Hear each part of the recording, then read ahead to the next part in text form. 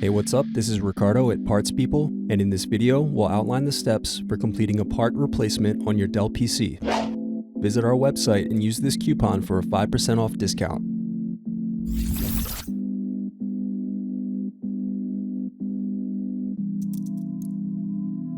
Unscrew and remove bottom base.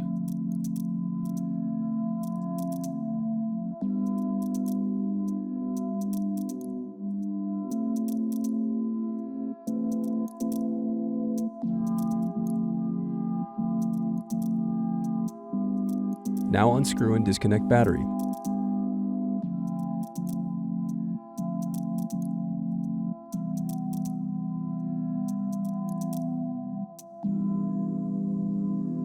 Now disconnect and remove speaker.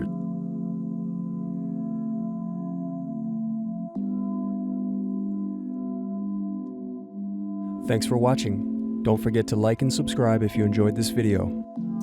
And if you need more, check out this playlist to watch other tutorials for your laptop. You can also click here to find parts for your laptop at partspeople.com.